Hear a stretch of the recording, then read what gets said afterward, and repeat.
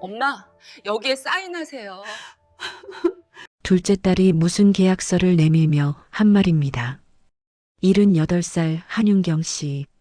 30년간 악착같이 모은 재산 수십억. 세 자식을 대학 보내고 유학 보내고 결혼도 시켰죠. 그런데 명절에도 전화 한 통 없었어요. 병원 갈 때 보호자 필요하다고 하니까 엄마, 저 바빠요. 다른 사람한테 연락하세요. 세 자식 모두 거절했습니다.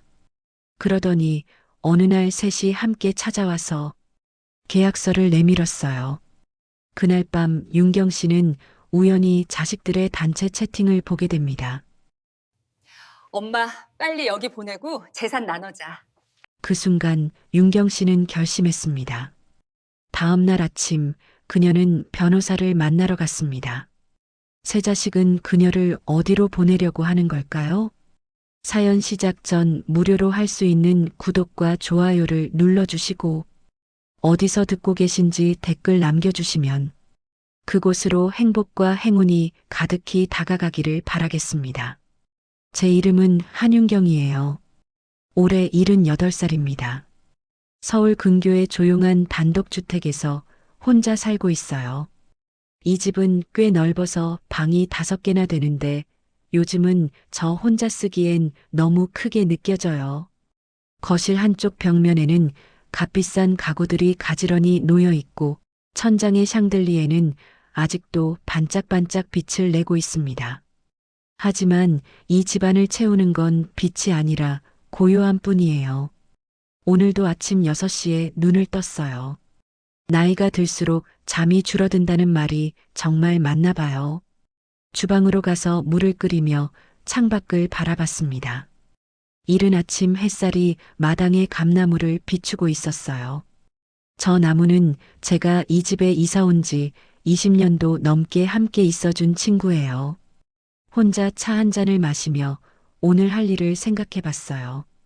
은행에 들러서 임대료 입금 확인하고 병원에서 정기 검진 받고 그리고 저녁엔 뭘 먹을까? 딱히 특별한 일정은 없습니다. 요즘 들어 자주 생각해요. 내 나이 또래 친구들은 명절이면 자식들이 찾아와서 집안이 시끌벅적하다고 하는데 우리 집은 언제나 이렇게 조용하다는 걸요. 저한테는 자식이 3명이나 있어요. 첫째 준호는 52살 사업을 한다며 바쁘게 살고 있고요. 둘째 지은이는 49살 강남에서 잘 살고 있다고 들었어요. 막내 민수는 45살인데 가끔 문자 한 통씩 보내오곤 해요. 세 아이 모두 건강하게 잘 자랐습니다. 대학도 다 보냈고 결혼 자금도 넉넉하게 보탰어요. 그런데 이상하게도 명절이 다가와도 전화 한 통 없어요. 작년 추석에도 혼자 차례상을 차렸었죠. 상을 다 차려놓고 나니 너무 허망하더라고요. 혼자서 절을 하며 돌아가신 남편 생각이 났습니다. 여보, 당신이 사업 실패하고 떠나고 난 후에 제가 얼마나 악착같이 살았는지 알아요? 청소 아르바이트로 시작해서 작은 가게도 해보고 부동산에 눈을 뜨고 나서는 조금씩 건물을 사 모았어요. 임대 수익이 쌓이면서 생활은 안정됐지만 외로움까지 채워지진 않았습니다. 동네 사람들은 저를 보며 말해요. 한 선생님은 복 많으시네요. 자식들 다 성공시키셨잖아요. 그럴 때마다 저는 그냥 웃어요. 뭐라고 대답해야 할지 모르겠거든요. 성공시킨 건 맞는데 그래서 뭐가 남았나 싶어서요. 어제는 근처 경로당에 다녀왔어요. 거기서 만난 박 할머니가 손주 자랑을 하시더라고요. 우리 손주가 이번에 또 상을 받았어. 엄마 아빠가 너무 바빠서 내가 대신 학교에 갔다 왔지 뭐야. 다른 할머니들도 저마다 손주 이야기를 꺼냈어요. 저도 손주가 있어요. 준호한테 아들이 2, 지은이한테 딸이 하나 있죠. 하지만 얼굴을 본 지 얼마나 됐는지 기억도 잘 안 나요. 명절 사진이 가끔 단체 카톡방에 올라오는데 그걸로 성장하는 모습을 확인할 뿐입니다. 경로당에서 돌아오는 길에 편의점에 들렀어요. 요즘은 편의점 도시락도 참 맛있더라고요. 계산을 하는데 알바생이 물었어요. 할머니, 혼자 사세요? 응, 혼자 살아. 가족분들은요? 다들 바빠서 잘 못 봐. 그 짧은 대화 후에 집으로 돌아왔습니다. 현관문을 열고 들어서니 또다시 고요함이 저를 반겼어요. 거실 소파에 앉아 핸드폰을 켰어요. 카톡 알림이 하나 떠 있었는데 보험 광고였습니다. 통화 목록을 확인해 봤어요. 일주일 동안 받은 전화가 5통인데 그중 4통이 스팸 전화였어요. 마지막 한 통은 병원 예약 확인 문자였고요. 자식들 이름을 눌러서 마지막 통화 날짜를 봤어요. 준호랑은 2달 전, 지은이랑은 3달 전, 민수랑은 1달 반 전이었습니다. 그것도 제가 먼저 전화했던 거예요. 가슴이 답답해져서 창문을 열었어요. 저녁 바람이 시원하게 들어왔습니다. 하늘을 보니 별이 몇 개 보이더라고요. 문득 이런 생각이 들었어요. 나는 도대체 누구를 위해 이렇게 열심히 살았던 걸까? 자식들 뒷바라지하느라 내 인생은 없었는데 정작 그 자식들은 나를 필요로 하지 않잖아요. 눈물이 날 것 같아서 참았어요. 우는 건 약한 사람이 하는 거라고 평생 그렇게 살아왔거든요. 그때 핸드폰이 울렸습니다. 혹시나 하는 마음에 얼른 봤더니 또 스팸 전화였어요. 한숨이 절로 나왔어요. 이제는 스팸 전화조차 반가운 게 제 현실이구나 싶었습니다. 오늘은 병원에 가는 날입니다. 3개월마다 한 번씩 받는 정기 검진이 있거든요. 아침 8시에 집을 나섰어요. 병원까지는 택시로 20분 정도 걸립니다. 요즘은 버스 타는 것도 좀 힘들어서 택시를 주로 이용해요. 병원 대기실에 앉아 차례를 기다렸어요. 주변에는 저처럼 나이 드신 분들이 많았습니다. 그런데 다들 보호자를 동반하고 오셨더라고요. 딸이 함께 온 할머니, 아들이 휠체어를 밀어주는 할아버지. 저는 혼자였어요. 이름이 호명되어 진료실로 들어갔습니다. 담당 의사 선생님이 검사 결과를 보더니 말씀하셨어요. 어머님, 전체적으로는 괜찮으신데 혈압이 조금 높아요. 약을 처방해 드릴게요. 네, 알겠습니다. 그런데 다음 주에 좀 더 정밀한 검사를 받으셔야 할 것 같아요. 선생님이 서류를 넘기며 덧붙였어요. 보호자 동의서에 사인이 필요한데 자녀분들 연락처 좀 주시겠어요? 그 순간 가슴이 철렁했습니다. 자식들한테 연락하셔야 하나요? 네, 정밀 검사는 보호자 동의가 필요해서요. 저는 떨리는 손으로 핸드폰을 꺼내 아이들 번호를 적어줬어요. 병원을 나서며 불안한 마음이 들었습니다. 아이들이 전화를 받기나 할까? 집에 돌아와 소파에 앉았어요. 1시간쯤 지났을 때 핸드폰이 울렸어요. 발신자는 둘째 지은이었습니다. 여보세요, 지은아. 엄마, 병원에서 연락 왔던데요. 무슨 일이세요? 목소리가 차갑게 느껴졌어요. 아, 정밀 검사 좀 받으래서 보호자 동의가 필요하다고 하더라. 엄마, 저 지금 되게 바빠요. 오빠한테 연락해 보세요. 그래, 알았어. 전화가 끊겼습니다. 준호한테 전화를 걸었어요. 엄마, 무슨 일이세요? 아들, 병원에서 보호자 동의서에 사인이 필요하대. 엄마, 저 지금 회의 중이에요. 지은이한테 부탁하세요. 지은이는 바쁘대. 그럼 민수한테 연락해 보세요. 저는 정말 안 돼요. 또 끊겼어요. 막내 민수한테 전화했습니다. 엄마, 저 지금 애들 학원 데려다 주러 가는 중이에요. 그래, 괜찮아. 엄마가 알아서 할게. 죄송해요, 엄마. 다음에 시간 되면 연락드릴게요. 세 아이 모두 바쁘다는 핑계로 거절했어요. 핸드폰을 내려놓고 한참을 멍하니 앉아 있었습니다. 그날 저녁 핸드폰에 단체 카톡방 알림이 떴어요. 우리 가족이라는 이름의 방이었어요. 지은이가 먼저 메시지를 올렸더라고요. 오빠, 민수야, 엄마 병원 일로 우리가 좀 얘기해야 할 것 같아. 준호가 답했어요. 무슨 일인데? 지은이가 또 썼어요. 엄마 나이가 이제 78이잖아. 혼자 계시기엔 너무 위험한 것 같아. 민수가 물었어요.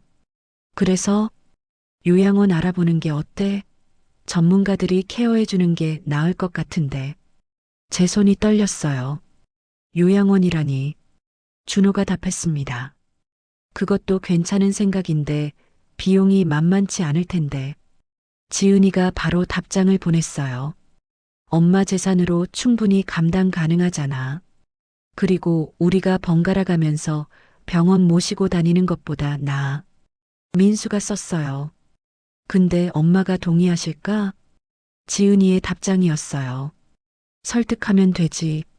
나중에 우리 더 힘들어지기 전에 미리 정리하는 게 낫지 않아? 정리라는 단어가 가슴에 박혔습니다. 나는 정리 대상이구나. 준호가 또 썼어요. 그런데 엄마 재산 관리는 어떻게 할 거야? 지은이가 답했어요. 그건 나중에 천천히 상의하자. 일단 요양원부터. 저는 핸드폰을 꽉 쥐었어요.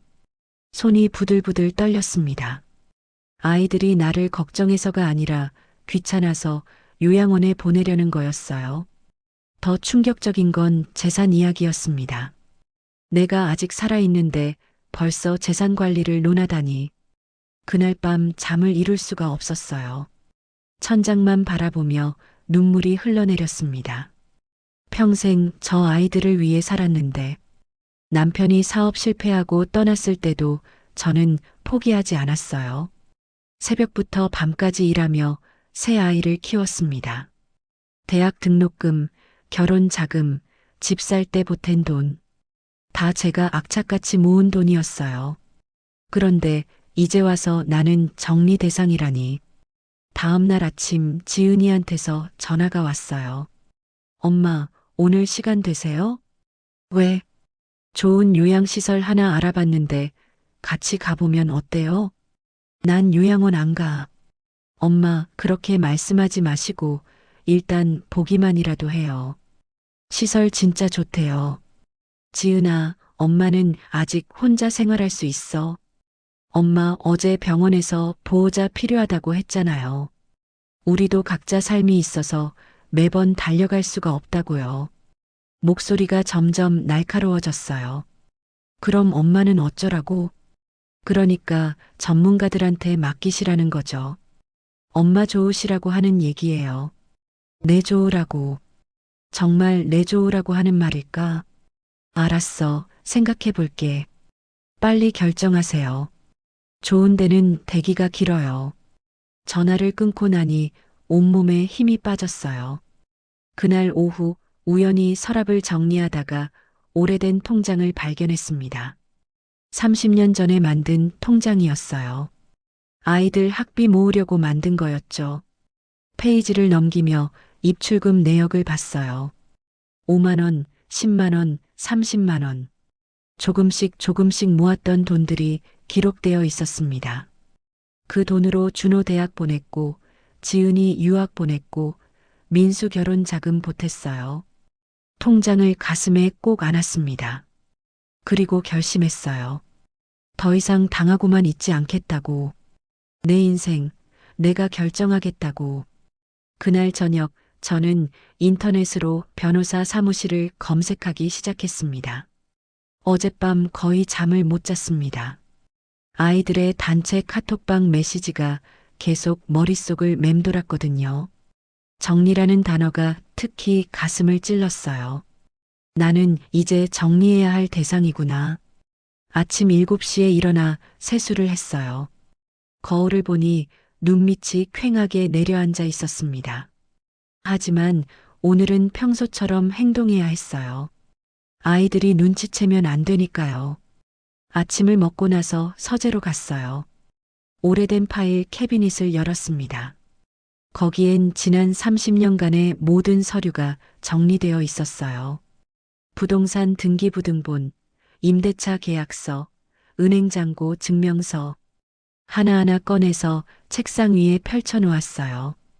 강남에 있는 상가 건물 지분, 서울 근교 다세대 주택 3채, 은행 정기예금 통장 5개, 주식 계좌 2개, 전부 제가 악착같이 모은 재산이었습니다.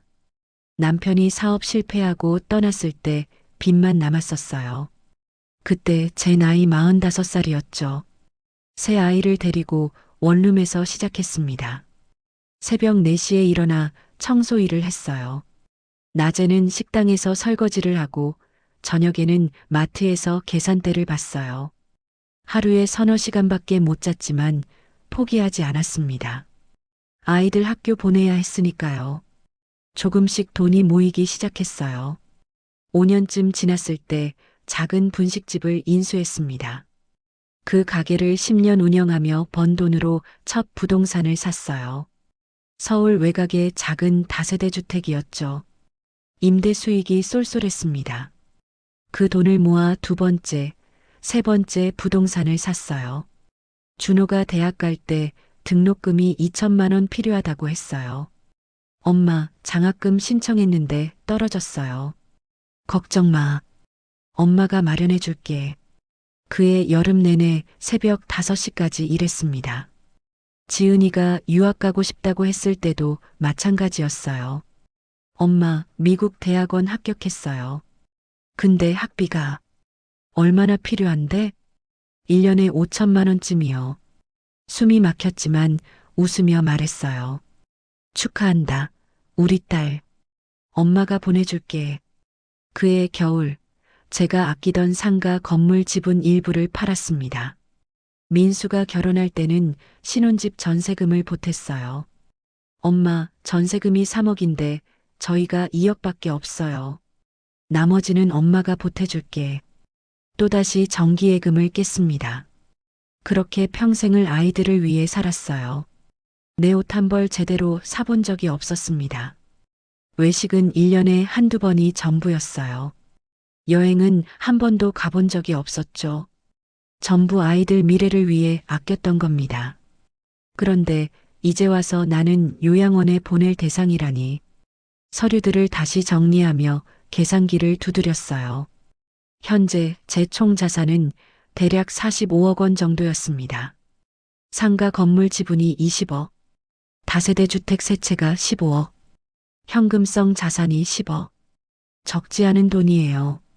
그런데 아이들은 이미 이 돈을 나눠 가질 생각만 하고 있었습니다. 오후 2시쯤 핸드폰이 울렸어요. 지은이었어요. 여보세요. 엄마, 어제 말씀드린 요양원 견학 언제 가실 거예요? 목소리가 재촉하는 투였어요. 아직 생각 중이야. 엄마, 빨리 결정하셔야 해요. 좋은 곳은 대기가 길다니까요. 알았어. 며칠만 더 생각해 볼게. 진짜 너무 느리시네. 나중에 후회하지 마세요. 전화를 끊었습니다. 후회하지 말라니. 후회할 사람은 너희들이 될 거야. 저는 노트북을 켜고 검색을 시작했어요. 유언장 작성 방법, 재산 신탁 제도, 상속 변호사, 하나하나 꼼꼼히 읽어 내려갔습니다. 법률 용어가 어려웠지만 천천히 이해했어요. 유언장만으로는 부족할 것 같았어요. 아이들이 법적으로 이의를 제기할 수도 있으니까요. 신탁 제도가 눈에 들어왔습니다. 재산을 공익 목적으로 신탁하면 법적으로 더 확실하다고 했어요. 서울 시내에 있는 신탁 전문 법률사무소 몇 곳을 메모했습니다. 내일 전화해서 상담 예약을 잡아야겠어요. 저녁 6시쯤 준호한테서 전화가 왔어요. 엄마, 저예요. 그래, 무슨 일이니? 지은이한테 들었는데 요양원 아직 안 정하셨대요? 아직 생각 중이야. 엄마, 우리가 엄마 걱정돼서 하는 얘기예요. 혼자 계시다가 넘어지시기라도 하면 어떡해요. 걱정이라니. 진짜 걱정이었다면 3개월 동안 전화 한 통 없었을 리가 없잖아요. 엄마는 아직 건강해. 그래도 만약을 대비해야죠. 요양원 가시면 우리도 안심이고요.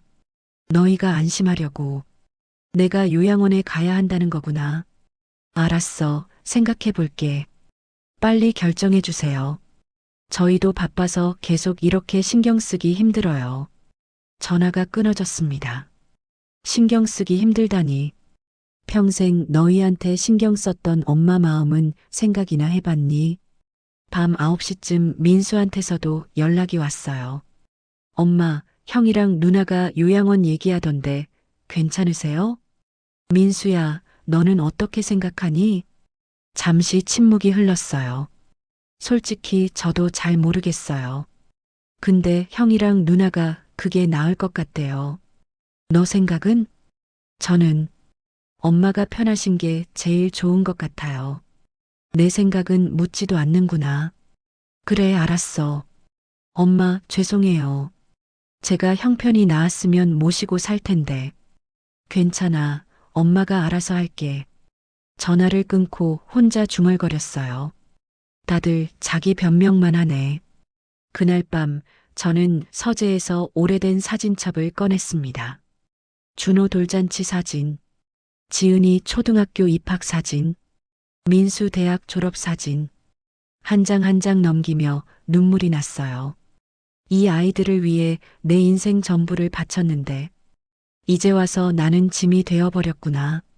사진첩을 덮고 책상 서랍을 열었어요. 거기엔 30년 된 낡은 통장이 있었습니다. 첫 페이지를 펼쳤어요. 1995년 3월 15일 5만 원 입금. 1995년 4월 20일 8만 원 입금. 조금씩 모았던 돈들. 준호 중학교 입학금 200만 원 출금. 지은이 피아노 학원비 50만 원 출금. 민수 과외비 100만 원 출금. 모든 게 기록되어 있었어요. 통장을 가슴에 꼭 안았습니다. 이 돈이 결국 날 버리게 만들었구나. 하지만 동시에 생각했어요. 이 돈으로 내가 날 지킬 수도 있겠어. 그날 밤부터 저는 달라졌습니다. 더 이상 희생하는 어머니가 아니에요. 이제는 내 인생을 되찾을 전략가가 될 거예요. 다음 날 아침 9시 정각. 저는 서울 강남에 있는 신탁 전문 법률사무소에 전화를 걸었습니다. 여보세요. 상담 예약하고 싶은데요. 수화기 너머로 친절한 목소리가 들렸어요. 어떤 상담이 필요하신가요? 저는 또박또박 말했습니다. 재산 신탁과 유언장 작성에 대해 상담받고 싶습니다. 오늘은 법률사무소에 가는 날입니다. 아침 8시에 일어나 평소보다 신경 써서 옷을 입었어요. 검은색 블라우스에 회색 재킷을 걸쳤습니다. 거울을 보며 머리를 단정하게 빗었어요. 오늘은 중요한 날이니까요. 가방에 필요한 서류들을 챙겼습니다. 부동산 등기부등본, 은행잔고 증명서, 임대차 계약서, 30년 된 낡은 통장도 함께 넣었어요. 이 통장이 제 인생의 증거니까요. 9시 30분에 집을 나섰습니다. 강남에 있는 법률사무소까지는 1시간 정도 걸려요. 지하철을 탔어요. 요즘은 택시비도 아껴야 한다는 생각이 들었습니다. 앞으로 변호사 비용이 만만치 않을 테니까요. 지하철 안에서 창밖을 바라봤어요. 스쳐 지나가는 풍경들을 보며 생각했습니다. 정말 이 길이 맞는 걸까? 하지만 곧 고개를 저었어요. 아니야, 이미 결정한 거야. 11시 정각에 법률사무소에 도착했습니다. 20층 건물의 15층에 위치해 있었어요. 엘리베이터를 타고 올라가는 동안 가슴이 두근거렸어요. 긴장되기도 했지만 동시에 묘한 해방감도 느껴졌습니다. 문을 열고 들어서니 깔끔한 사무실이 나왔어요. 젊은 여직원이 미소를 지으며 말했습니다. 어서 오세요. 예약하신 한윤경 고객님이시죠? 네, 맞습니다. 잠시만 기다려주세요. 곧 변호사님께서 모시러 오실 거예요. 대기실 소파에 앉아 주변을 둘러봤어요. 벽에는 각종 상패와 감사패가 걸려 있었습니다. 신탁 전문 법률사무소라는 간판이 눈에 들어왔어요. 잠시 후 40대 후반쯤 되어 보이는 남자 변호사가 나왔습니다. 한윤경 고객님이시죠? 저는 김태준 변호사입니다. 네, 안녕하세요. 이쪽으로 오시죠. 상담실로 안내를 받았어요. 넓은 책상과 편안한 의자, 그리고 벽면 가득한 법률 서적들. 김 변호사가 자리에 앉으며 물었습니다. 어떤 상담이 필요하신가요? 저는 가방에서 서류들을 꺼내 책상 위에 펼쳤어요. 재산 신탁과 유언장 작성에 대해 상담받고 싶습니다. 김 변호사가 서류들을 하나씩 살펴봤어요. 재산 규모가 상당하시네요. 자녀분들이 계시죠? 3명 있습니다. 그런데 왜 신탁을 고려하시는 건가요? 저는 잠시 망설였어요. 어디서부터 말해야 할까? 자식들이 절 요양원에 보내려고 합니다. 김 변호사의 표정이 미묘하게 변했어요. 계속 말씀해 주세요. 제가 건강검진 때문에 보호자가 필요했는데 세 자식 모두 바빠서 못 온다고 했어요. 목이 메었지만 참았습니다. 그리고 우연히 아이들의 단체 채팅방을 봤어요. 저를 요양원에 보내고 재산을 어떻게 나눌지 의논하고 있더라고요. 김 변호사가 고개를 끄덕였어요. 안타깝지만 요즘 자주 듣는 사례입니다. 저는 평생 아이들을 위해 살았어요. 남편이 사업 실패하고 떠난 후 혼자 세 아이를 키웠습니다. 서류 사이에서 낡은 통장을 꺼냈어요. 이게 30년 전에 만든 통장이에요. 조금씩 모아서 아이들 학비 댔고 유학 보냈고 결혼 자금도 줬어요. 김 변호사가 통장을 받아들었습니다. 정말 오래되셨네요. 그런데 이제 와서 나는 정리 대상이래요. 그 말을 듣고 결심했습니다. 더 이상 당하고만 있지 않겠다고. 김 변호사가 진지한 표정으로 물었어요. 그래서 어떻게 하고 싶으신가요? 자식들한테 최소한만 남기고 싶어요. 법정 상속뿐만이요. 나머지는 전부 공익 목적으로 신탁하고 싶습니다. 구체적으로 어떤 공익 목적을 생각하고 계신가요? 저는 며칠 동안 생각했던 내용을 말했어요. 혼자 사시는 노인분들 지원하는 재단에 기부하고 싶어요. 저처럼 자식들한테 버림받은 어르신들이 많을 테니까요. 김 변호사가 메모를 하더니 말했습니다. 충분히 가능합니다. 다만 절차가 복잡하고 시간이 좀 걸릴 거예요. 얼마나 걸리나요? 최소 2달에서 석 달 정도 예상됩니다. 괜찮아요. 천천히 해도 돼요. 김 변호사가 설명을 시작했어요. 먼저 공익신탁재단을 설립해야 합니다. 그리고 재산을 단계적으로 신탁 구조로 전환하는 거죠. 자식들이 법적으로 문제 제기할 수 있나요? 법정 상속분만 보장하시면 문제 없습니다. 유류분 청구권이라고 하는데 그것만 지켜주시면 됩니다. 유류분이 얼마나 되죠? 자녀 3명이시면 총 재산의 3분의 1 정도입니다. 계산기를 두드려 봤어요. 제 총 자산이 45억이니까 15억 정도네요. 그럼 나머지 30억은 제 마음대로 할 수 있다는 거죠? 네, 그렇습니다. 가슴이 뛰었어요. 30억이면 많은 어르신들을 도울 수 있겠어요. 그런데 한 가지 중요한 게 있습니다. 김 변호사가 진지하게 말했어요. 이 모든 절차를 자녀분들이 모르게 진행하셔야 해요. 눈치채시면 방해할 수도 있으니까요. 어떻게 하면 되죠? 평소처럼 행동하세요. 요양원 이야기가 나와도 적당히 시간을 끄시고요. 알겠습니다. 서류 작업은 제가 다 처리할 테니 고객님은 필요할 때만 오시면 됩니다. 얼마나 자주 와야 하나요? 한 달에 2번 정도면 충분해요. 김 변호사가 일정표를 꺼냈습니다. 다음 주 목요일 오전 11시에 다시 오실 수 있으세요? 네, 가능합니다. 그때 신탁 계약서 초안을 보여드릴게요. 상담이 끝나고 일어섰어요. 악수를 나누며 김 변호사가 말했습니다. 용기 있는 결정 내리셨어요. 제가 최선을 다해 도와드리겠습니다. 감사합니다. 법률사무소를 나서며 깊은 숨을 들이마셨어요. 첫 단계를 떼었습니다. 이제 돌아갈 수 없어요.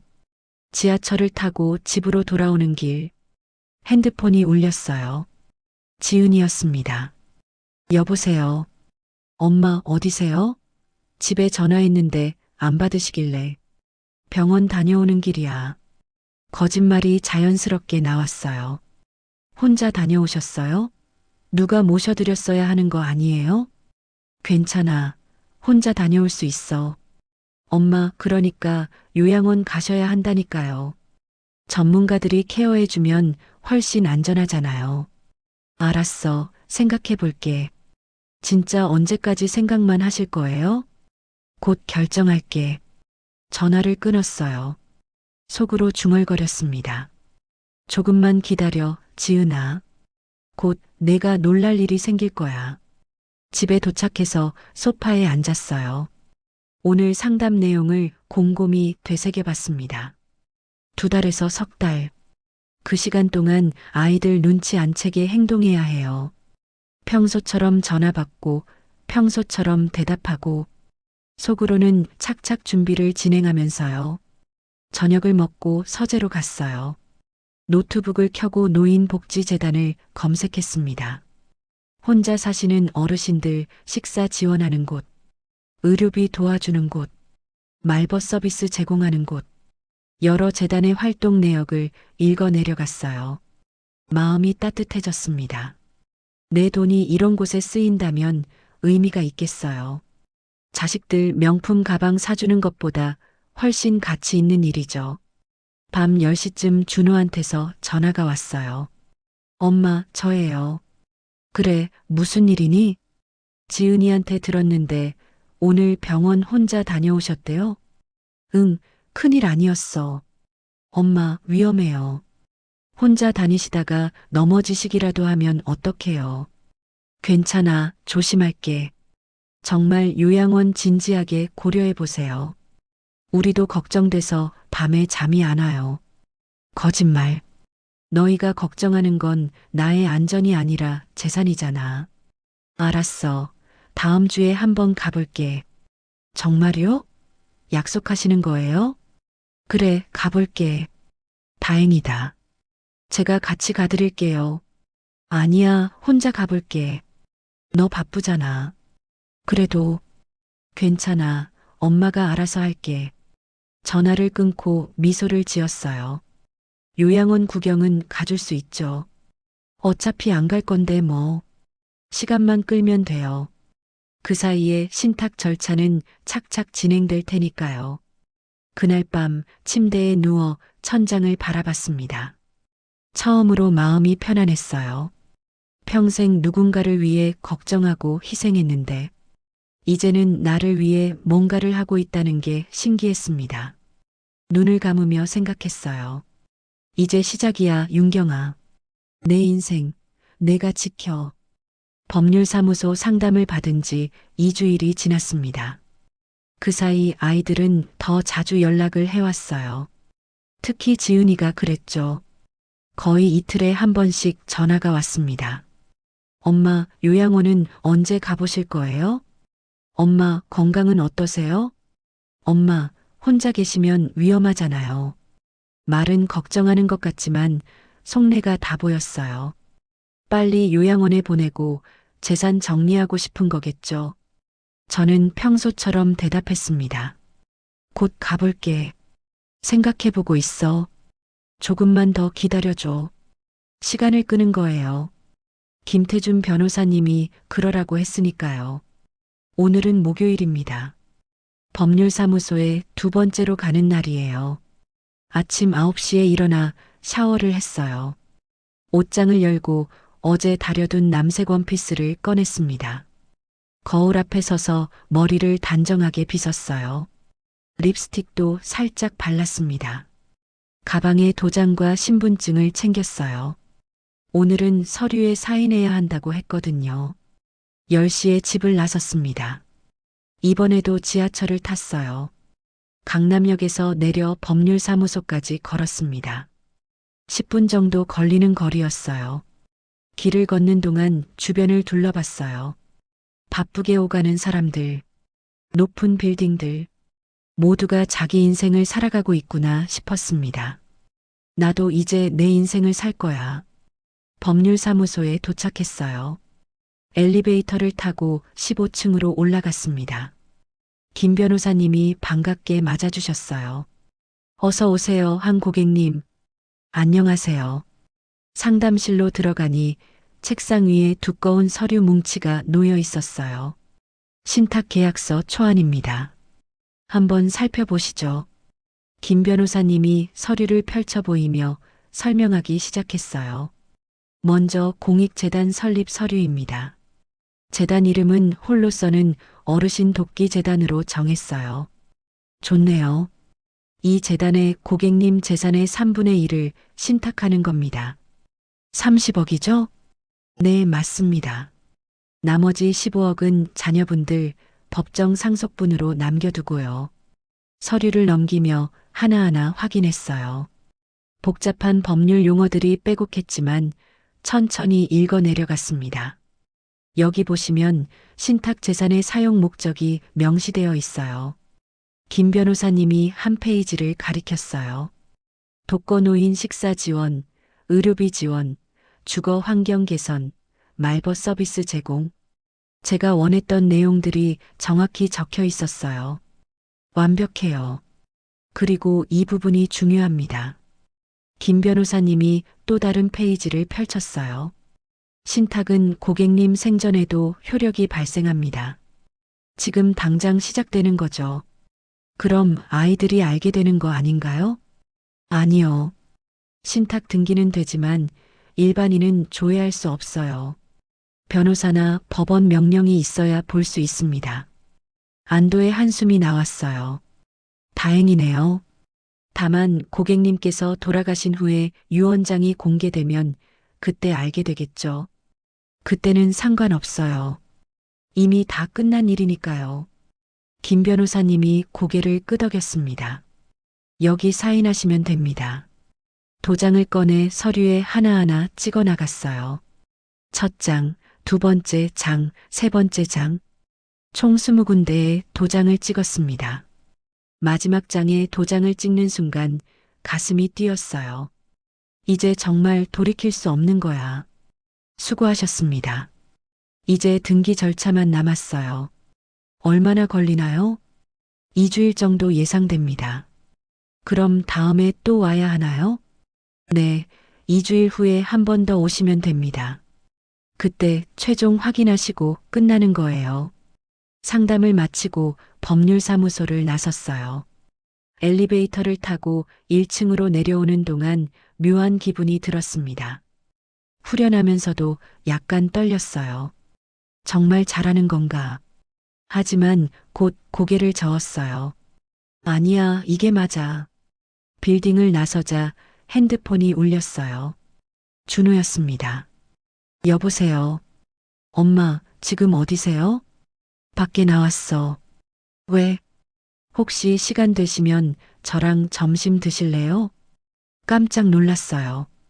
준호가 먼저 식사 제안을 하다니. 갑자기 왜? 그냥 오랜만에 엄마 얼굴 보고 싶어서요. 뭔가 수상했어요. 어디서 만날까? 강남역 근처에 괜찮은 한정식집 알아요. 거기서 만나요. 그래, 알았어. 전화를 끊고 의심이 들었어요. 준호가 갑자기 왜 이러지? 분명 뭔가 속셈이 있을 거야. 한정식 집은 법률사무소에서 걸어서 5분 거리였어요. 도착하니 준호가 이미 와 있었습니다. 엄마, 여기요. 자리에 앉자 준호가 메뉴판을 건넸어요. 뭐 드시고 싶으세요? 아무거나 괜찮아. 정식으로 2개 주세요. 주문을 하고 준호가 물을 따라줬어요. 엄마, 요즘 어떻게 지내세요? 그냥 그렇지 뭐. 건강은 괜찮으세요? 응, 괜찮아. 음식이 나왔어요. 정갈하게 차려진 한정식이었습니다. 맛있게 드세요. 밥을 먹는 동안 준호가 계속 말을 걸었어요. 엄마, 요즘 날씨가 쌀쌀하죠? 그러게. 감기 조심하세요. 그래, 너도. 식사를 반쯤 했을 때 준호가 본론을 꺼냈어요.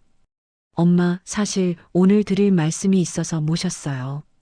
역시나. 뭔데? 요양원 말이에요. 제가 좋은 곳 알아봤거든요. 그래. 네, 강남에 있는 프리미엄 실버타운인데 시설이 정말 좋대요. 준호가 핸드폰을 꺼내 사진을 보여줬어요. 깔끔한 건물, 넓은 방, 식당, 운동시설. 보세요. 이렇게 좋아요. 여기 계시면 엄마 편하실 거예요. 비용은 얼마나 하는데? 한 달에 500만 원 정도요. 1년이면 6천만 원이네요. 비싸네. 엄마 재산으로 충분히 감당 가능하잖아요. 결국 이 얘기를 하려고 만나자고 한 거구나. 근데 엄마는 아직 혼자 살 수 있어. 엄마, 언제까지 그러실 거예요? 나중에 정말 큰일 나면 어떡하려고요? 목소리가 점점 짜증 섞인 투로 변했어요. 그리고 솔직히 말씀드리면 저희도 계속 이렇게 신경 쓰기 힘들어요. 너희가 뭘 신경 썼는데? 엄마 건강 걱정하고 혹시나 무슨 일 생길까봐 불안하고. 거짓말. 진짜 걱정했으면 3개월 동안 전화 한 통 없었을 리가 없어요. 알았어. 생각해 볼게. 엄마, 제발 빨리 결정하세요. 좋은 곳은 대기 기간이 길어요. 서두르지 마. 엄마가 알아서 할게. 준호가 한숨을 쉬었어요. 정말 답답하시네. 식사를 마치고 식당을 나왔어요. 그럼 저는 이만 가볼게요. 엄마도 조심히 들어가세요. 그래. 준호가 택시를 타고 떠났습니다. 저는 그 자리에 잠시 서 있었어요. 아들이 날 걱정해서가 아니라 귀찮아서 요양원에 보내려 하는구나. 가슴이 아팠지만 동시에 화가 났어요. 핸드폰을 꺼내 지은이한테서 온 문자를 확인했어요. 엄마, 오빠가 오늘 식사 대접한다고 했죠? 요양원 얘기 잘 들으셨어요? 역시 짜고 친 거였어요. 준호 혼자 생각이 아니라 지은이가 시킨 거였습니다. 문자를 읽고 답장을 보냈어요. 응, 잘 들었어. 생각해 볼게. 지하철을 타고 집으로 돌아왔어요. 집에 들어서니 또다시 고요함이 날 반겼습니다. 소파에 앉아 오늘 있었던 일들을 되새겨 봤어요. 오전엔 신탁 계약서에 사인하고, 점심엔 준호한테 요양원 권유받고, 참 아이러니하네요. 아이들은 날 요양원에 보내려 하는데, 나는 재산을 남한테 주려고 계약서에 사인하고, 저녁을 먹고 서재로 갔어요. 책상 서랍을 열어 김 변호사님이 준 서류 사본을 꺼냈습니다. 다시 한번 천천히 읽어 내려갔어요. 홀로 써는 어르신 돕기 재단. 이 재단이 많은 어르신들한테 도움이 되겠죠. 저처럼 자식들한테 버림받은 분들, 외롭게 혼자 사시는 분들, 그분들이 조금이라도 덜 외롭고 덜 힘들게 살 수 있다면 내 재산이 의미 있게 쓰이는 거예요. 밤 10시쯤 민수한테서 전화가 왔어요. 엄마, 저예요. 그래, 무슨 일이니? 형한테 들었는데 오늘 같이 식사하셨지요? 응. 요양원 얘기 들으셨죠? 들었어. 엄마, 어떻게 생각하세요? 아직 모르겠어. 형이랑 누나는 엄마 좋으시라고 하는 얘기래요. 너 생각은? 잠시 침묵이 흘렀어요. 저도 그게 나을 것 같긴 해요. 그래, 알았어. 엄마, 화나셨어요? 아니야, 괜찮아. 죄송해요, 엄마. 됐어, 자. 전화를 끊었어요. 세 자식 모두 똑같구나. 전부 나를 요양원에 보내고 싶어 하네. 그날 밤 침대에 누워 천장을 바라봤습니다. 2주일만 더 기다리면 돼. 2주일 후면 모든 절차가 끝나. 그때까지만 참자. 눈을 감으며 속으로 중얼거렸어요. 조금만 더 윤경아. 곧 끝나. 신탁 계약서에 도장을 찍은 지 열흘이 지났습니다. 김태준 변호사님한테서 문자가 왔어요. 등기 절차 완료됐습니다. 내일 오전 11시에 최종 확인 부탁드립니다. 드디어 끝나는구나. 가슴이 두근거렸어요. 내일이면 모든 게 완료되는 겁니다. 그런데 오늘 저녁 예상치 못한 일이 생겼어요. 저녁 6시쯤 초인종이 울렸습니다. 누구지? 문을 열었더니 세 자식이 다 와 있었어요. 준호, 지은이, 민수. 셋이 함께 오다니 처음이었습니다. 어머, 너희들 다 왔네? 엄마, 들어가도 돼요? 지은이가 물었어요. 그래, 들어와. 거실로 안내했어요. 새 아이가 소파에 나란히 앉았습니다. 뭔가 심상치 않은 분위기였어요. 무슨 일이야? 갑자기 셋이 다 오고 준호가 먼저 입을 열었어요. 엄마, 오늘 중요한 얘기 하러 왔어요. 무슨 얘기? 지은이가 가방에서 서류를 꺼냈습니다. 요양원 계약서예요. 심장이 철렁 내려앉았어요. 뭐? 엄마가 계속 미루시니까 저희가 알아서 준비했어요. 준호가 서류를 펼쳐 보였어요. 여기 보세요. 강남에 있는 프리미엄 실버타운이에요. 시설도 좋고 의료진도 상주해요. 나는 안 간다고 했잖아. 엄마, 언제까지 그러실 거예요? 지은이의 목소리가 날카로워졌어요. 저희도 각자 삶이 있어요. 계속 엄마 걱정하면서 살 수 없다고요. 너희가 언제 날 걱정했는데? 엄마, 왜 그렇게 말씀하세요? 저희가 얼마나 걱정했는데요. 민수가 끼어들었어요. 엄마, 형이랑 누나 말이 맞아요. 요양원 가시는 게 나아요. 세 명이 한 목소리로 날 몰아붙이고 있었어요. 싫다고 했잖아. 엄마. 지은이가 소리를 질렀어요. 도대체 왜 그러세요? 저희가 엄마 좋으시라고 하는 얘기잖아요. 내 좋으라고? 웃음이 나왔어요. 너희 편하자고 하는 거 아니고. 준호가 한숨을 쉬었어요. 엄마, 솔직히 말씀드릴게요. 저희도 힘들어요. 뭐가 힘든데? 엄마 혼자 계시면 불안하잖아요. 언제 무슨 일 생길지 모르고. 그래서 요양원 가시면 저희도 안심이고 엄마도 편하시고 일석이조잖아요. 일석이조라니. 내가 일석이조의 대상이구나. 지은이가 다시 서류를 내밀었어요. 여기 사인만 하시면 돼요. 다음 주 월요일에 입소 예정이에요. 다음 주 월요일? 네, 방도 이미 예약했어요. 보증금 5천만 원 냈고요. 내 허락도 없이? 엄마가 계속 미루시니까 어쩔 수 없었어요. 화가 치밀어 올랐어요. 당장 취소해. 엄마. 준호가 목소리를 높였어요. 왜 이렇게 고집을 부리세요? 저희가 엄마 위해서 하는 얘긴데. 내 위해서라고? 목소리가 떨렸어요. 너희가 정말 날 위해서라면 3개월 동안 전화 한 통 없었겠니? 엄마, 저희도 바빴어요. 바빴으면 오늘도 바쁘지 않아? 근데 왜 셋이 다 모여서 날 몰아붙이러 왔어? 지은이가 짜증 섞인 목소리로 말했어요. 엄마, 진짜 답답하시네요. 저희가 이렇게까지 하는데 왜 그렇게 안 하시려고 해요? 내가 싫다는데 왜 자꾸 강요해? 강요가 아니라 설득이에요. 똑같아.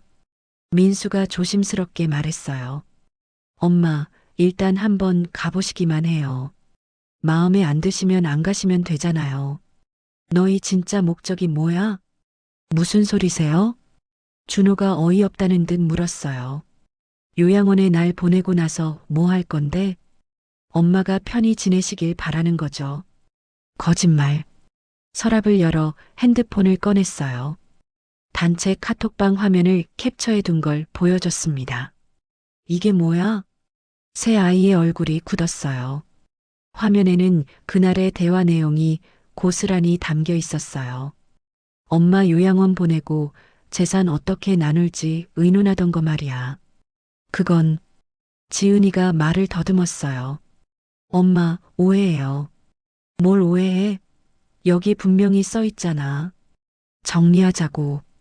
준호가 변명했어요. 그건 엄마 재산 관리를 체계적으로 하자는 얘기였어요. 내가 살아있는데 무슨 재산 관리?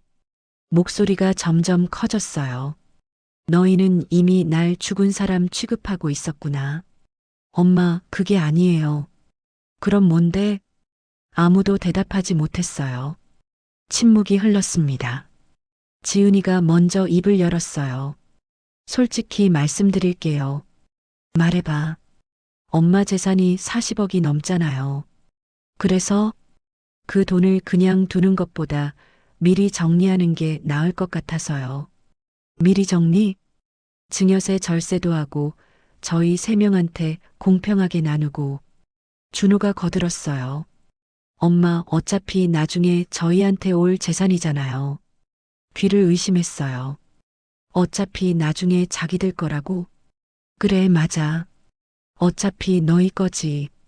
고개를 끄덕였어요. 그런데 말이야. 새 아이가 날 바라봤어요. 내가 그 돈을 너희한테 줘야 할 의무는 없어. 엄마, 무슨 소리예요? 내 재산은 내 마음대로 할 거야. 민수가 당황한 목소리로 물었어요. 그게 무슨 뜻이에요? 있는 그대로의 뜻이야. 지은이가 벌떡 일어났어요. 엄마, 설마 재산을 안 주시겠다는 거예요? 언제 주겠다고 했니? 엄마는 저희 엄마잖아요. 엄마가 뭔지 알아? 목이 메었지만 참았어요. 엄마는 자식이 아플 때 옆에 있어주는 사람이야.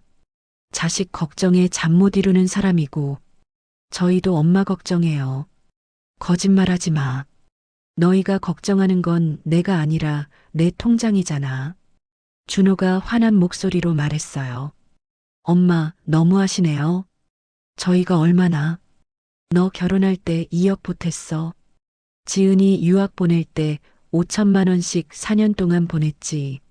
민수 전세금 1억 5천 보태줬고, 그건 저희 알아요.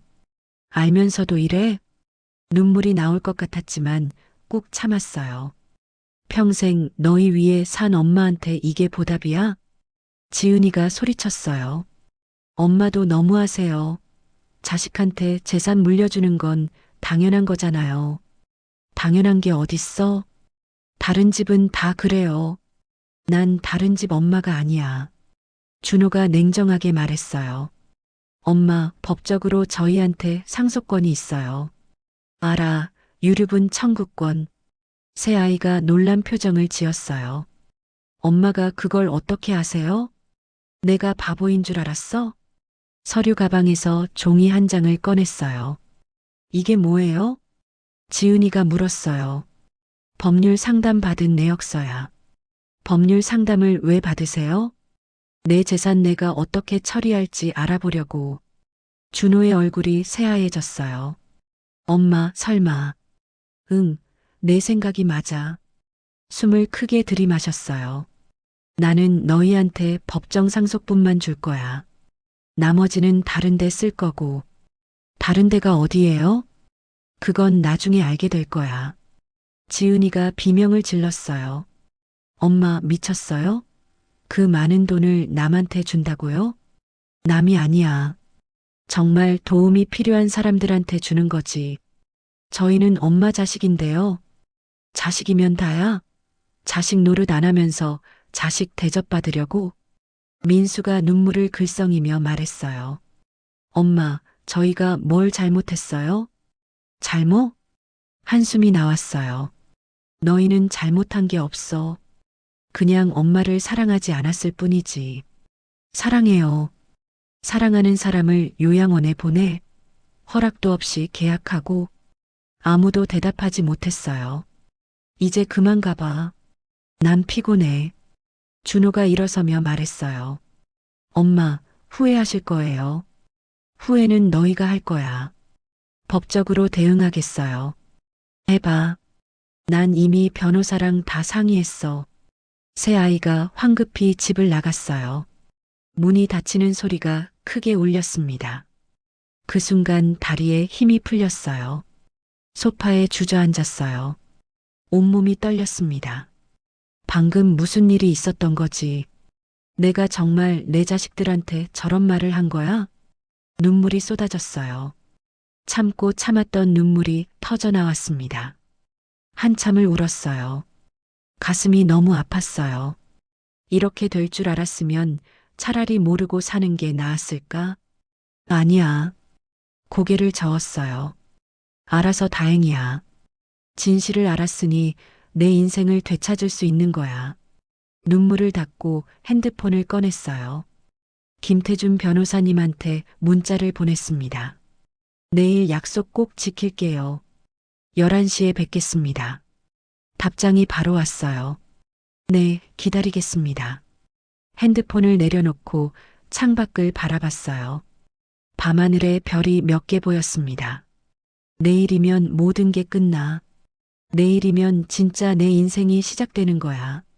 그날 밤 잠을 설쳤어요. 아이들 얼굴이 계속 떠올랐습니다. 어렸을 때 해맑게 웃던 모습, 대학 합격하고 기뻐하던 모습, 결혼식 날 행복해하던 모습, 그 아이들이 오늘날 그렇게 몰아붙였어요. 가슴이 미어졌어요. 하지만 돌아갈 순 없었어요. 이미 선을 넘었으니까요. 새벽 5시에 일어났습니다. 오늘은 내 인생에서 가장 중요한 날이에요. 어젯밤은 정말 최악이었습니다. 세 자식과의 충돌 후 거의 잠을 못 잤어요. 새벽 5시에 일어나 씻었어요. 거울을 보니 눈이 퉁퉁 부어 있었습니다. 찬물로 얼굴을 여러 번 씻었어요. 오늘은 김태준 변호사님과 마지막 만남이 있는 날이에요. 모든 걸 마무리하는 날입니다. 아침 8시에 간단히 식사를 했어요. 식욕이 없었지만 억지로 밥 한 공기를 먹었습니다. 옷장을 열고 검은색 정장을 꺼냈어요. 오늘은 특별한 날이니까요. 단정하게 옷을 입고 머리를 빗었습니다. 가방에 신분증과 도장을 챙겼어요. 9시에 집을 나섰습니다. 지하철을 타고 강남으로 향했어요. 차창 밖을 보며 생각했습니다. 오늘이 지나면 모든 게 끝나. 11시 정각에 법률사무소에 도착했어요. 엘리베이터를 타고 15층으로 올라갔습니다. 김 변호사님이 미소를 지으며 맞아주셨어요. 어서 오세요, 한 고객님. 안녕하세요. 그런데 변호사님 표정이 심상치 않았어요. 고객님, 잠깐 말씀 좀 드릴 게 있습니다. 무슨 일이세요? 어제 저녁에 고객님 자녀분들한테서 연락이 왔어요. 심장이 철렁 내려앉았어요. 뭐라고 했는데요? 제 사무실로 찾아오겠다고 했습니다. 언제요? 오늘 오후 2시예요. 숨이 막혔어요. 어떻게 여기를 알았죠? 제 명함이 고객님 집에 있었나 봐요. 그때 생각났어요. 어제 지은이가 서재를 슬쩍 둘러보던 게 분명 그때 명함을 봤을 거예요. 걱정 마세요. 이미 모든 절차는 끝났습니다. 김 변호사님이 서류를 꺼냈어요. 신탁 등기 완료됐고 유언장도 공증 받았어요. 그럼 이제 아이들이 뭘 해도 소용없는 거죠? 네, 법적으로 완벽합니다. 안도의 한숨이 나왔어요. 그런데 한 가지 더 말씀드릴 게 있어요. 뭔데요? 자녀분들이 올 때 고객님도 계시면 어떨까 해서요. 제가요? 네, 직접 설명해 주시는 게 좋을 것 같아요. 가슴이 두근거렸어요. 알겠습니다. 그럼 오후 2시까지 여기 계시겠어요? 네. 근처 카페에서 시간을 보냈어요. 커피를 마시며 창밖을 바라봤습니다. 곧 아이들을 다시 만나게 되는구나. 손이 떨렸어요. 1시 50분에 법률사무소로 돌아왔어요. 대기실에 앉아 기다렸습니다. 2시 정각. 엘리베이터 문이 열리며 세 자식이 나타났어요. 준호, 지은이, 민수. 셋 다 저를 보고 깜짝 놀랐습니다. 엄마, 왜 여기 계세요? 지은이가 당황한 목소리로 물었어요. 나도 여기 볼 일 있어서. 김 변호사님이 나왔어요. 어서 오세요. 상담실로 들어오시죠. 5명이 상담실에 들어갔습니다. 커다란 책상을 사이에 두고 마주 앉았어요. 한쪽엔 김 변호사님과 저, 반대편엔 세 자식. 준호가 먼저 입을 열었어요. 변호사님, 저희 어머니가 무슨 상담을 하셨는지 알고 싶습니다. 그건 고객님께서 직접 말씀하시는 게 좋겠습니다. 김 변호사님이 저를 바라봤어요.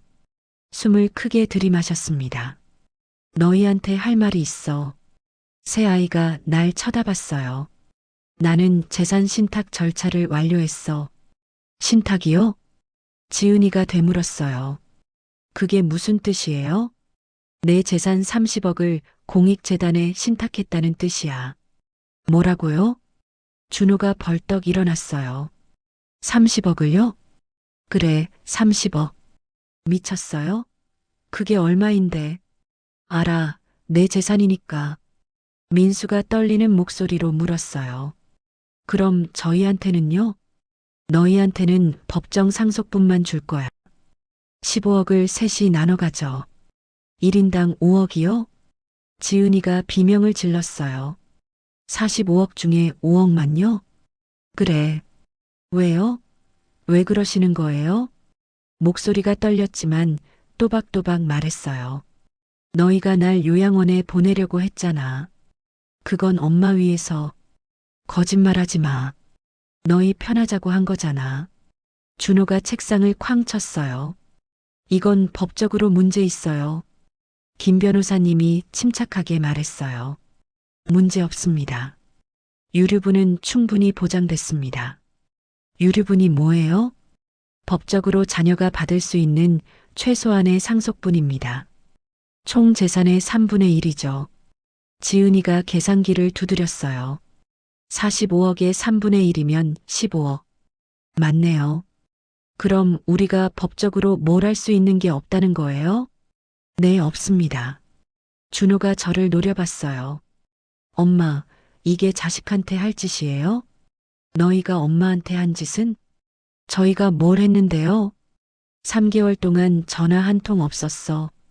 나를 요양원에 보내려고 짜고 왔고, 내 재산 어떻게 나눌지 미리 의논했잖아. 아무도 대답하지 못했어요. 나는 평생 너희 위에 살았어. 남편 떠나고 혼자 새 아이 키우면서 하루에 서너 시간밖에 못 잤어. 목이 메었지만 계속했어요. 청소하고 설거지하고 마트에서 계산대 보면서 조금씩 돈 모았어. 너희 학비 대고 유학 보내고 결혼 자금 보탰지. 눈물이 흘렀지만 닦지 않았어요. 그런데 너희는 나한테 뭘 해줬니? 민수가 고개를 숙였어요. 죄송해요, 엄마. 이제 와서 미안하다고. 지은이가 소리쳤어요. 그래도 30억은 너무해요. 그 돈이면 저희 인생이 완전히 달라지는데. 그래, 알아. 그래서 더 그러는 거야. 무슨 뜻이에요? 너희는 내 돈만 바라보고 있었어. 내가 아니라 내 통장을 사랑했지. 준호가 냉정하게 말했어요. 법적으로 문제 없다고 해도 도덕적으로는 문제 있어요. 도덕? 웃음이 나왔어요. 허락도 없이 요양원 계약하는 게 도덕적이야? 그건 너희가 도덕 운운할 자격 있어? 김 변호사님이 서류를 꺼냈어요. 혹시 궁금하시면 신탁 계약서 내용 보여드릴 수 있습니다. 지은이가 서류를 낚아챘어요. 빠르게 읽어 내려가더니 얼굴이 하얗게 질렸습니다. 홀로 써는 어르신 돕기 재단? 그래, 내 돈은 정말 도움이 필요한 어르신들한테 쓰일 거야. 엄마처럼 자식들한테 버림받은 분들요? 민수가 떨리는 목소리로 물었어요. 그래, 맞아. 준호가 벌떡 일어났어요. 이건 우리한테 복수예요. 복수가 아니야. 고개를 저었어요. 이건 내 인생을 되찾는 거야. 엄마, 지은이가 울먹였어요. 정말 이러실 거예요? 저희 진짜 자식인데. 자식이면 뭐해. 자식 노릇 안 했는데. 저희가 부족했던 건 인정해요. 근데 이건 너무해요. 너무한 건 너희야. 자리에서 일어났어요. 이제 할 말 다 했으니 난 갈게. 김 변호사님도 일어났습니다. 필요한 서류는 제가 우편으로 보내드리겠습니다. 문 쪽으로 걸어가는데 준호가 소리쳤어요. 엄마, 후회하실 거예요. 후회는 너희가 할 거야. 진짜 소중한 걸 잃어버렸으니까. 돈 말고 뭐가 소중한데요? 뒤돌아봤어요. 엄마의 사랑. 엄마는 저희 안 사랑하세요? 사랑했어. 과거형이야. 지은이가 주저앉으며 울었어요. 엄마, 제발요. 이제 그만 울어. 눈물도 거짓말처럼 보여. 법률사무소를 나섰습니다. 뒤에서 아이들 우는 소리가 들렸지만 뒤돌아보지 않았어요. 엘리베이터를 타고 1층으로 내려왔어요. 빌딩을 나서자 햇살이 따스하게 비쳤습니다. 깊은 숨을 들이마셨어요. 끝났어. 정말로 끝났어. 가슴이 무거우면서도 동시에 가벼웠어요. 지하철역으로 걸어가는데 핸드폰이 울렸어요. 준호였습니다. 받지 않았어요. 연달아 지은이 민수한테서 전화가 왔지만 전부 무시했습니다. 집에 돌아와 소파에 앉았어요. 창밖을 바라보니 하늘이 참 맑았습니다. 핸드폰을 보니 부재중 전화가 20통이 넘었어요. 문자 메시지도 수십 개. 엄마, 다시 생각해 주세요. 엄마, 제발 용서해 주세요. 엄마, 저희가 잘못했어요. 하나하나 읽었지만 답장하지 않았어요. 이미 늦었어. 저녁을 먹고 서재로 갔어요. 책상 위에 김 변호사님이 준 최종 서류가 놓여 있었습니다. 공익신탁계약서 완료. 유언장 공증 완료. 재산 이전 등기 완료. 모든 게 끝났어요. 30년간 모은 재산. 그 돈으로 많은 어르신들이 도움받겠죠. 저처럼 외로운 분들, 저처럼 자식들한테 버림받은 분들, 그분들이 조금이라도 덜 힘들게 사신다면 내 인생이 헛되지 않은 거예요. 밤 10시쯤 초인종이 울렸어요. 문 앞에 나가보니 새 자식이 서 있었습니다. 문을 열지 않았어요. 엄마, 문 열어주세요.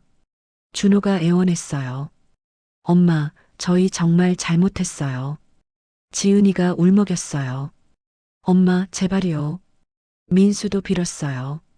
하지만 문을 열지 않았습니다. 돌아가. 이제 할 말 없어. 엄마, 너희가 원했던 대로 해줄게. 이제 너희 인생 살아. 나한테 신경 쓰지 말고. 그게 아니에요. 엄마 돈은 포기할게요. 그러니까 용서해 주세요. 지은이가 문을 두드렸어요. 이미 늦었어. 엄마, 제발 한 번만 기회를 주세요. 기회는 3개월 동안 있었어. 너희가 차버렸잖아. 더 이상 대답하지 않았어요. 한참 후에 발소리가 멀어졌습니다. 창문으로 보니 새 아이가 고개 숙인 채 걸어가고 있었어요. 가슴이 아팠지만 돌이킬 순 없었습니다. 이미 강을 건넜으니까요. 그날 밤 침대에 누워 천장을 바라봤어요. 오늘 아이들 얼굴이 떠올랐습니다. 충격받은 표정, 울먹이던 모습, 애원하던 목소리. 하지만 후회는 없었어요. 이게 맞는 길이에요. 눈을 감으며 중얼거렸습니다. 이제 시작이야, 윤경아. 진짜 내 인생을. 법률사무소에서 아이들과 마주한 지 일주일이 지났습니다. 그 후로 아이들한테서 매일 전화와 문자가 왔어요. 하지만 전부 무시했습니다. 이제 돌아갈 수 없으니까요. 오늘은 중요한 날이에요. 김태준 변호사님과 함께 홀로서는 어르신 돕기 재단 사무실을 방문하는 날입니다. 아침 9시에 일어나 씻었어요. 옷장을 열고 밝은 베이지색 블라우스를 꺼냈습니다. 오랜만에 밝은색 옷을 입었어요. 왠지 오늘은 새로운 시작 같은 느낌이 들어서요. 거울을 보니 표정이 한결 부드러워 보였습니다. 11시에 재단 사무실에 도착했어요. 강남역 근처 작은 빌딩 3층이었습니다. 문을 열고 들어서니 따뜻한 분위기가 느껴졌어요. 벽에는 어르신들 사진이 가득했습니다.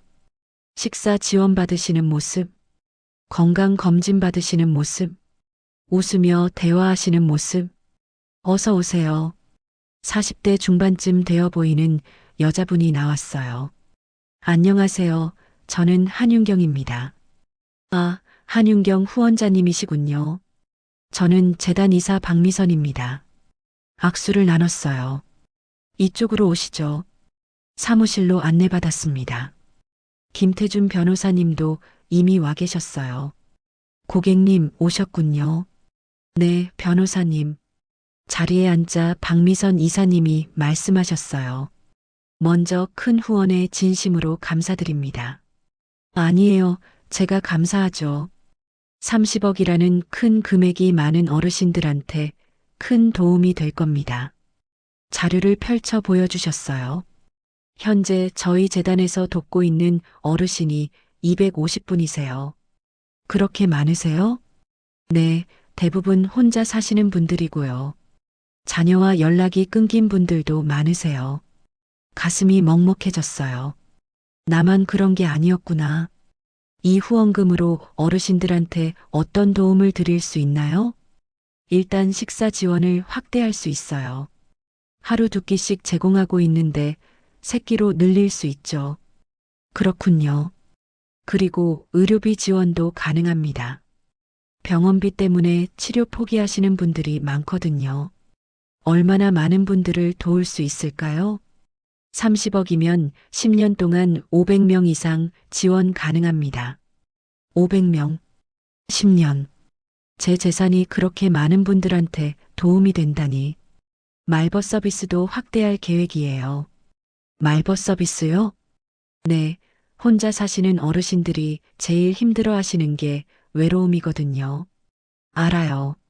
나도 그랬으니까요. 자원봉사자들이 정기적으로 방문해서 대화도 나누고 같이 산책도 하고 그래요. 좋은 일이네요. 박미선 이사님이 앨범을 꺼냈어요. 어르신들 사진 몇 장 보여드릴까요? 네, 보여주세요.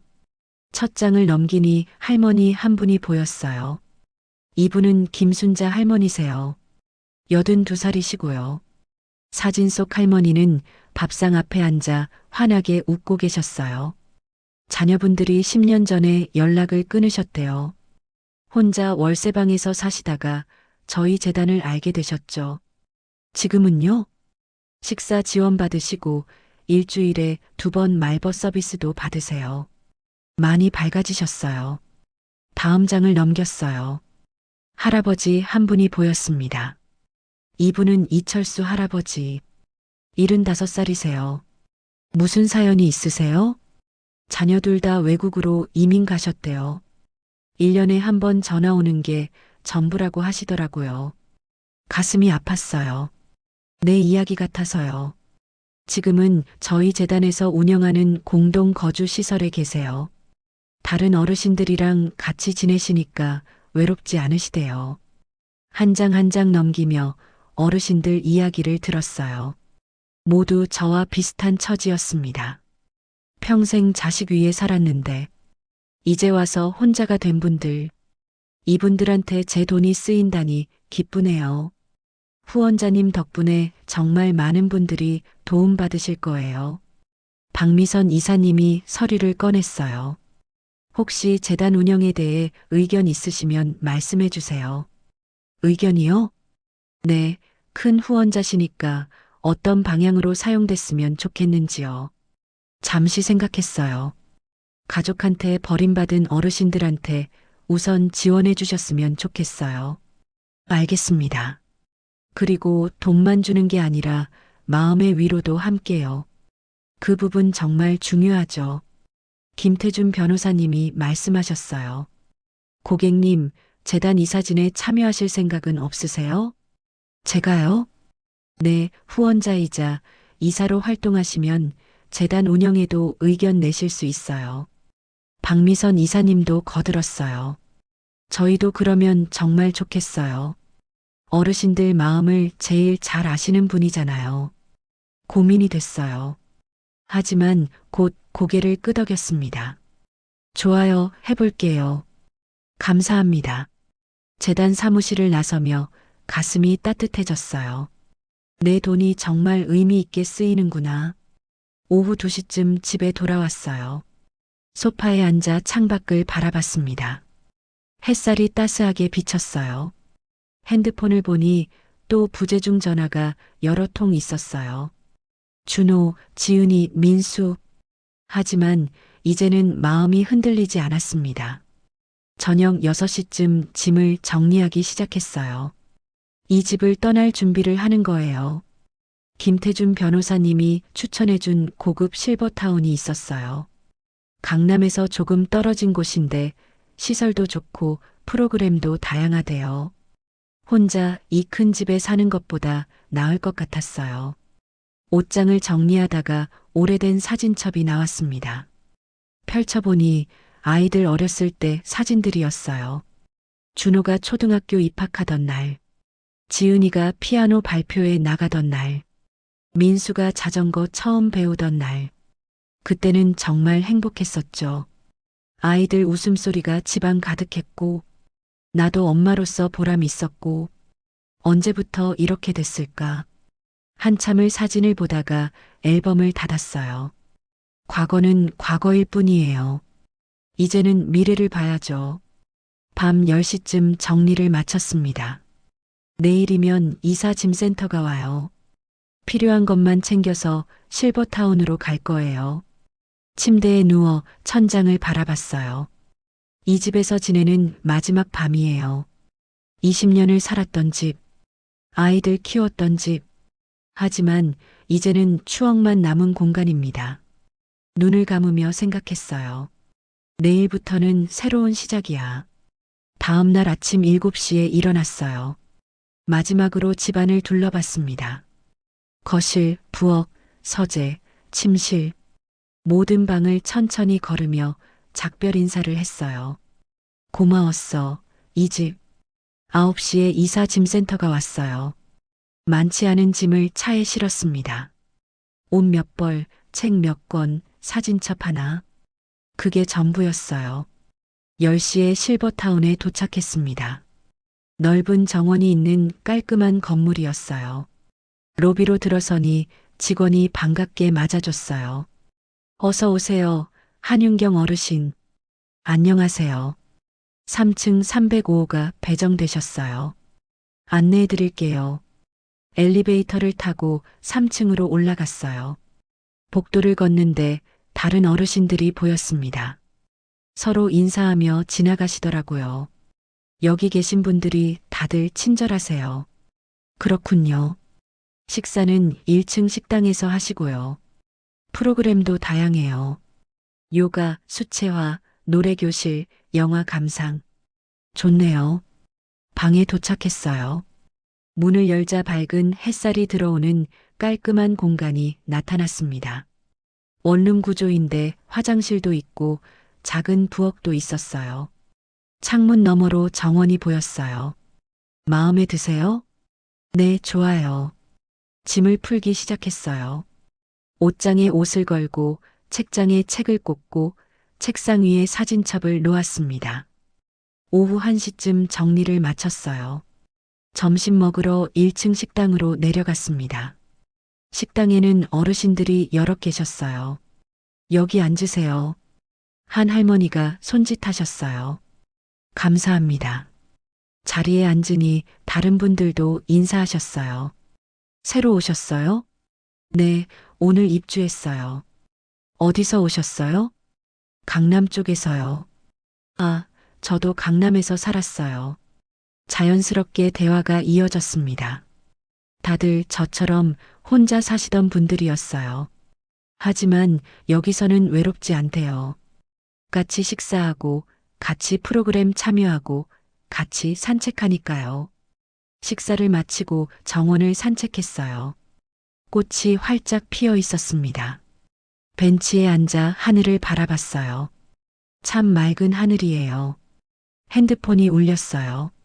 모르는 번호였지만 받았습니다. 여보세요? 한윤경 어르신이세요? 네, 맞습니다. 저는 홀로 써는 어르신 돕기재단 박미선입니다. 아, 이사님. 어르신, 감사 편지가 도착했어요. 감사 편지요? 네, 저희 재단 도움받으시는 어르신들이 쓰신 거예요. 전해드리고 싶어서 연락드렸어요. 고맙습니다. 내일 실버타운으로 우편 보내드릴게요. 네, 감사합니다. 전화를 끊고 가슴이 따뜻해졌어요. 감사 편지라니. 내가 누군가한테 감사받을 일을 했구나. 다음 날 오전 편지가 도착했어요. 두꺼운 봉투였습니다. 방으로 가져와 천천히 열었어요. 안에 편지가 수십 통 들어 있었어요. 첫 편지를 펼쳤습니다. 한윤경 후원자님께. 저는 김순자라고 합니다. 82살이에요. 평생 자식들 위해 살았는데 이제 와서 혼자가 됐어요. 외롭고 힘들었는데 재단 덕분에 다시 살 힘을 얻었습니다. 후원자님 덕분이에요. 정말 감사합니다. 눈물이 났어요. 다음 편지를 펼쳤습니다. 후원자님, 저는 이철수입니다. 자식들이 외국 가서 연락도 없었어요. 죽고 싶었는데 재단에서 도와주셨어요. 이제는 친구들도 생기고 웃을 수 있어요. 감사합니다. 한 장 한 장 읽어 내려갔어요. 모두 저와 비슷한 사연이었습니다. 평생 자식 위에 살았는데 버림받은 분들, 외롭고 힘들었는데 재단 덕분에 희망을 찾은 분들, 마지막 편지를 읽고 나니 눈물이 멈추지 않았어요. 하지만 슬픈 눈물이 아니었습니다. 기쁜 눈물이었어요. 내 인생이 헛되지 않았구나. 내 돈이 정말 의미 있게 쓰였구나. 창밖을 바라봤어요. 정원에서 어르신들이 산책하고 계셨습니다. 웃으며 대화하시는 모습. 나도 곧 저렇게 되겠지. 외롭지 않게. 웃으며 핸드폰을 꺼내 마지막으로 아이들 번호를 봤어요. 준호, 지은이, 민수. 가슴 한쪽이 아팠지만 후회는 없었습니다. 이게 내 선택이었으니까요. 책상 앞에 앉아 일기를 쓰기 시작했어요. 오늘은 새로운 시작의 날이다. 78년을 살면서 처음으로 나를 위해 사는 법을 배웠다. 돈은 날 버리게도 만들었지만 결국 날 지켜주기도 했다. 자식들한테는 미안하지만 나도 내 인생을 살 권리가 있다. 이제는 누군가의 엄마가 아니라 한윤경으로 살 거다. 부탁하지 않고 눈치 보지 않고 당당하게. 일기를 덮고 창밖을 바라봤어요. 해가 지고 있었습니다. 노을이 참 아름다웠어요. 78년 만에 처음 보는 것처럼 새로웠습니다. 이제 시작이에요. 진짜 내 인생의 시작. 저녁 식사 시간이 되어 식당으로 내려갔어요. 어제 만난 할머니들이 손짓하셨어요. 윤경 씨, 여기 앉아요. 네, 갑니다. 밝은 목소리로 대답하며 걸어갔어요. 이제는 혼자가 아니에요. 새로운 친구들이 있고, 새로운 하루가 있고, 새로운 희망이 있어요. 식탁에 앉아 밥을 먹으며 웃었습니다. 오랜만에 진심으로 웃은 것 같아요. 그렇게 나의 새로운 인생이 시작됐어요.